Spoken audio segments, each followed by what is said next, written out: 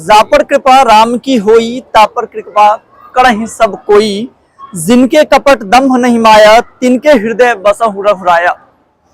राम जो भारत की आत्मा, भारतीय दर्शन की यात्रा और आत्मा से परमात्मा तक की यात्रा के जो केंद्र बिंदु हैं वो राम हैं। और अभी हम उस पवित्र स्थल पर हैं, उस पवित्र क्षण के प्रतीक साक्षी हैं जब राम नाम की धुन दिल्ली समेत देश के पूरे कोने में जो है वो समाया हुआ है। नवरात्रि का दिन है और रामलीला जगह जगह पर आयोजित की जा रही है।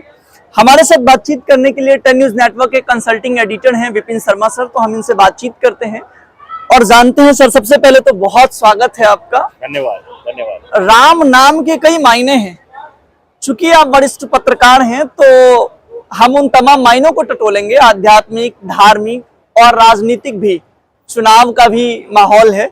सबसे पहले तो ये रामलीला का उत्सव है, हम लोग उस स्थान पर हैं जहां पूर्ण भव्यता पूर्वक जो है वो रामलीला आयोजित की जा रही है। क्या कहना चाहेंगे आप?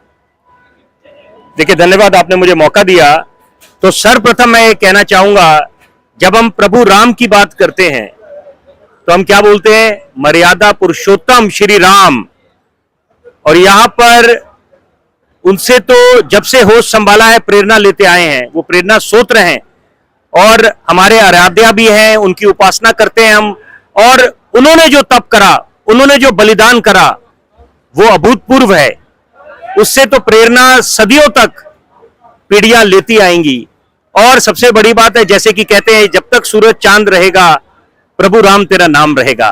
तो ये इसमें कोई शक शुबा नहीं है कि प्रभु राम जो हमारे आराध्य हैं, उनसे हर पल और जिंदगी के हर मोड़ पर हमें प्रेरणा मिलती है। और यहाँ पर जो भव्य रामलीला का आयोजन हुआ है उसके लिए बधाई के पात्र हैं ये आयोजक, खासतौर पे पवन गुप्ता जी जो चेयरमैन हैं और साथ में पीपी ज्वेलर्स के फाउंडर डायरेक्टर हैं।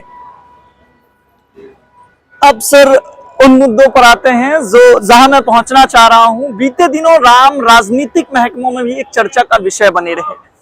कई बार कुछ पार्टी, कुछ सियासी लोग इससे ताल्लुक जोड़ते रहे और कुछ लोग इसे किनारा होते रहे। क्या लगता है आपको, राम राजनीति में कितने प्रासंगिक हैं? और खास करके वर्तमान परिप्रेक्ष्य में जहां राजनीति की दो धारा है, एक दक्षिण पंथ की विचारधारा है, दूसरी वाम पंथ की विचारधारा है, ऐसे में राम को राजनीति में आप कहां देखते हैं? देखिए, बड़ा चिंता का विषय है। अगर हम हिंदुस्तान की बात करें तो हिंदुस्तान जाना जाता है अपनी संस्कृति, अपनी सभ्यता, अपनी साधना के लिए, गंगा जमुनी तहजीब के लिए। और मैं हर एक मंच पे बतौर पत्रकार इस बात का जिक्र करता हूं कि ये वही मुल्क है जहां पर फूल वालों की सैर निकालने की रिवायत रही है, जो हिंदू और मुसलमान भाइयों की एकता, सौहार्द और प्रेम का प्रतीक रहा है। तो यहां पर ये एक चिंता का विषय है कि इतने वर्षों से हमारे आराध्य श्री राम तरपाल में थे और एक जो सपना था, जो प्रभु राम में विश्वास रखते हैं, उनमें आस्था रखते हैं, तो वो वंचित रहे। जो भव्य राम मंदिर का उनका सपना था, लेकिन देर आए दुरुस्त आए, जैसे कहावत है कि जब ये सपना उनका पूरा हुआ और भव्य राम मंदिर का निर्माण कार्य संपन्न हुआ, तो वहां पर एक नई सुबह का आगाज हुआ और एक नया युग का आगाज हुआ। तो यहां पर करोड़ों प्रभु राम में आस्था रखने वालों का सपना भी पूरा हुआ। और ये वो दिन दूर नहीं कि जब हम हिंदुस्तान को महाशक्ति बना पाए, क्योंकि देखिए, विकास का अपना महत्व है और साथ में धार्मिक भावना, धार्मिक आस्था, ये दोनों चीजें साथ साथ चलेंगी। और ये बात मैं बड़े जिम्मेदारी से बोल रहा हूं, क्योंकि पहली बात, ये बात तय है, इसमें कोई किंतु परंतु नहीं है कि अगर हम दूसरों से उम्मीद रखते हैं, अपेक्षा करते हैं कि वो हमारी धार्मिक भावना का सम्मान करें, तो ये हमारा दायित्व है कि हम दूसरे की भी धार्मिक भावना का सम्मान करें।